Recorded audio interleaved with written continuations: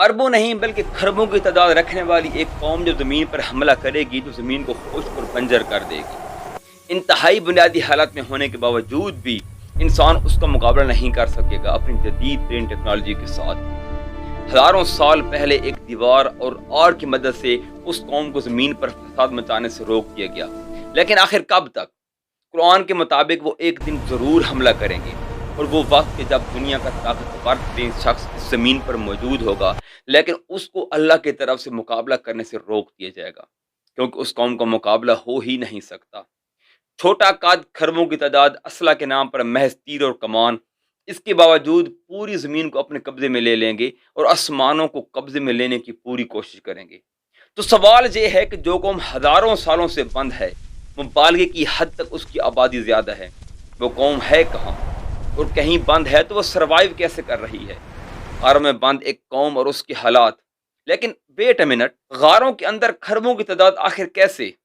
ایک ایسا انالیسز جو آپ کو سوچنے پر مجبور کر دے گا۔ دوستو ویڈیو کو باقاعدہ آغاز سے پہلے چینل کو سبسکرائب کر لیں اور بیل آئیکن کو پریس کر لیں تاکہ ہماری خوبصورت علمی سفر جاری رہے۔ اکثر علماء کے نزدیک یاجوج اور ماجوج دو قبیلے ہیں اور ان کا کام سوائے فتنہ و فساد مچانے کے اور کوئی نہیں۔ اگر سادہ اور عام زبان میں سمجھا جائے تو ایک ایسی قوم جو شریر ہونے کے ساتھ ساتھ متشدد بھی ہو، فساد نہیں مچائے، ساتھ ہی ساتھ ظلم بھی مچائے، مطلب ایول اینڈ اگریسو نیچر والی قوم، آگ کی طرح بھڑک اٹھنے والی، سیلاب کی طرح امڑ ڈالنے والی۔ یاجوج اور ماجوج کے متعلق سکالرز کے درمیان ہمیشہ اختلاف رہا ہے، لیکن میں اس قوم کا انالیسس حقیقی معنی لے کر کروں گا، نہ کہ اصطلاحی یا استعاری۔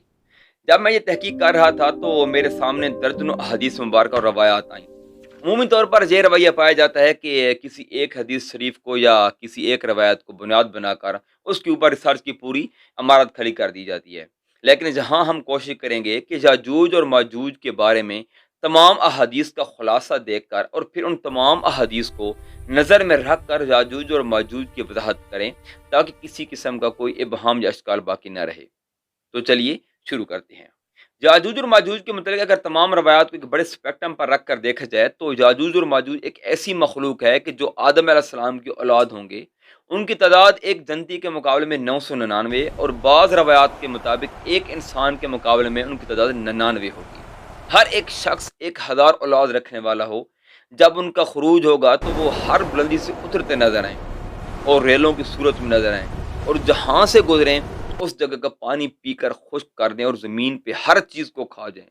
زمین پر غلبہ پا لینے کے بعد آسمان کی طرف تیر پھینکیں تاکہ آسمان والوں پر بھی غلبہ پایا جا سکے۔ ان کی جسامت 1، 2 یا 3 بالش جتنی ہو، ان کے بڑے سار، چھوٹی آنکھیں اور چپٹے چہرے ہوں گے۔ ان کی جلد کا رنگ لال اور زردی میل ہوگا۔ وہ مرنے کے بعد اتنے زیادہ تیر کمان اور نیزے وغیرہ چھوڑ دیں گے جن کو مسلمان 7 سال تک بطور ایندھن استعمال کرتے رہیں گے، اور وہ دجال کے بعد قیامت کے انتہائی قریب ظاہر ہوں گے۔ اب سوال پیدا ہوتا ہے کہ یہاں بیان کیے گئے کرائٹیریا کے مطابق زمین پر ایسی کوئی مخلوق ہے ہی نہیں، تو پھر وہ ہے کہاں؟ اگر یاجوج اور ماجوج کو انسان مان لیا جائے جیسے کہ چائنیز وغیرہ ہیں، تو ان سے جہاد کرنے کے بجائے عیسیٰ علیہ السلام مسلمانوں کو لے کر پہاڑوں کو رخ کیوں کریں گے؟ یہاں تک کہ اللہ کے حکم کے مطابق یاجوج اور ماجوج مارے نہ جائیں، مطلب وہ ایک ایسی فسادی مخلوق ہوگی کہ جس کا مقابلہ کرنا عیسیٰ علیہ السلام کی ذمہ نہیں ہوگا اور نہیں کر سکیں گے۔ یاجوج اور ماجوج کو سمجھنے کے لیے یہاں 2 تھیوریز سپوز کرنا پڑیں گی۔ اگر یاجوج اور ماجوج کو یافس کی اولاد مان کر دیکھا جائے تو ہمیں ایک ایسی قوم ثابت کرنی پڑے گی جن میں احادیث کے مطابق تمام پراپرٹیز موجود ہوں، مطلب ان میں وہ تمام خصوصیات موجود ہونی چاہیے جو تمام روایات میں آئی ہیں۔ جبکہ ساری روایات میں یہ بھی آتا ہے کہ یاجوج اور ماجوج آدم علیہ السلام کی اولاد سے تو ہیں، مگر وہ ہوا کے پیٹ سے نہیں ہیں۔ ان کے مطابق آدم علیہ السلام کا خاص پانی یعنی سیمن مٹی پہ گر گیا تھا اور وہیں سے یاجوج اور ماجوج پیدا ہوئے۔ گویا وہ عام آدمیوں کے محض باپ شریک بھائی ہیں۔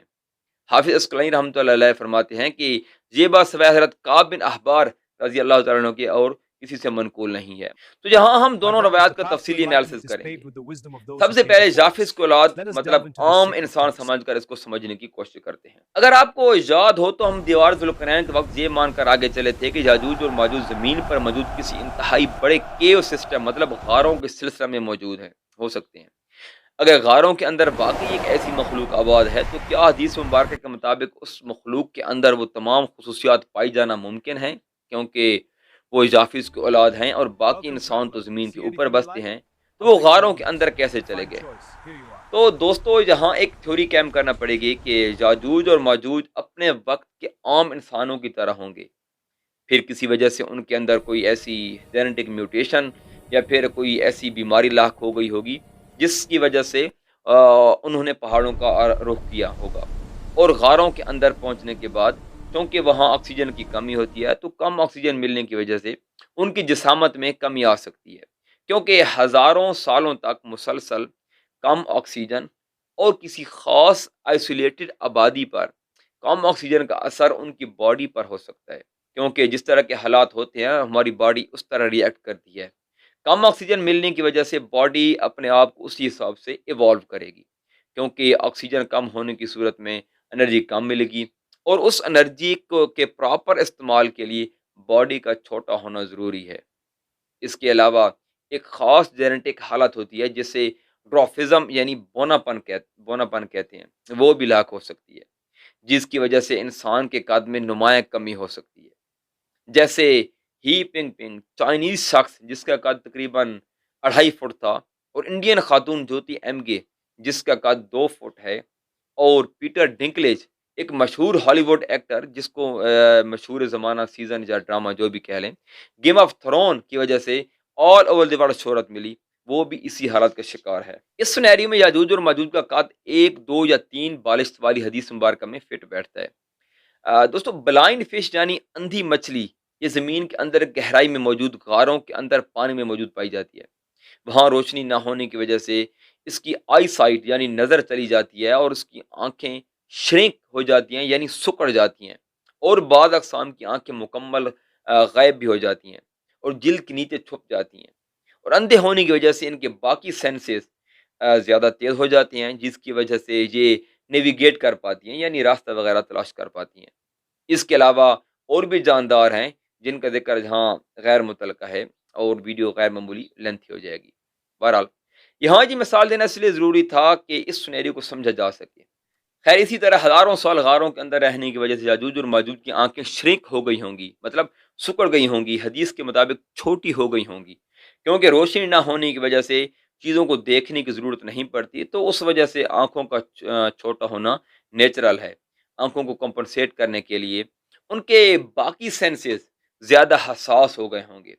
جیسا کہ ایک روایت میں آتا ہے کہ ان کے بڑے بڑے کان ہوں گے، ہو سکتا ہے کہ یہاں بڑے بڑے کانوں سے مراد لٹرلی ان کے کانوں کو وجود کو بڑا ہونا مراد نہ ہو، بلکہ ان کے سننے کی حس کا تیز ہونا مراد لیا گیا ہو، یہ بھی تو اللہ تعالیٰ ہی بہتر جانتے ہیں۔ جینیٹک میوٹیشن یا کسی بیماری یا پھر آکسیجن کی کمی کی وجہ سے یاجوج اور ماجوج کا دماغ انسانوں کی طرح کام نہیں کرتا ہوگا، ان کا انٹلیکچوئل لیول نہ ہونے کے برابر ہوگا، جس کی وجہ سے وہ برائی یعنی فتنہ فساد کی طرف زیادہ راغب ہونے والے، کم عقل اور اگریسو ہوں گے۔ اب سوال کھڑا ہوتا ہے کہ یاجوج اور ماجوج کی اتنی بڑی تعداد آخر غاروں کے اندر کیسے رہ سکتی ہے؟ دوستو اگر آپ ریسرچ کریں تو آپ کو معلوم ہوگا کہ زمین کے اندر گہرائی میں ہزاروں کلومیٹر پر پھیلے ہوئی غاروں کے کئی سسٹمز ہیں، اور زمین کے اندر موجود غاریں ان چند جگہوں میں شامل ہیں جو سب سے کم ایکسپلور کی گئی ہیں، اور کئی غاروں کے سسٹم ایک دوسرے سے جڑ جاتے ہیں۔ زمین کے اندر پانی کے ذریعے چٹانوں پر موجود راڑوں یا کسی قسم کے نقص کی وجہ سے کسی غار کا سسٹم دوسرے سسٹم سے جڑ سکتا ہے، اور احادیث کے مطابق یاجوج اور ماجوج کی جسامت 1، 2 یا 3 بالشت کے برابر ہوگی، اور جس طرح ان کے حملہ آور ہونے کی صورتحال بتائی گئی ہے تو وہ ایک دوسرے سے الجھ کر ایک دوسرے کے اوپر چڑھتے دوڑتے ہر اونچائی سے نیچے اتریں گے۔ اس سے معلوم ہوتا ہے کہ وہ ان غاروں کے سسٹم میں حشرات الارض مطلب انسیکٹس کی طرح رہتے ہوں گے، تو یہ عین ممکن ہے کہ یاجوج اور ماجوج کی اتنی بڑی تعداد چند ہزار کلومیٹر کے رقبے میں سما سکتی ہو، کیونکہ اگر زمین کے اوپر تمام انسانوں کو ایک جگہ کھلے میدان میں اکٹھا کھڑا کیا جائے تو چند ہزار مربع کلومیٹر کا رقبہ کو کور کریں گے، ایک بڑے شہر کے رقبے جتنا۔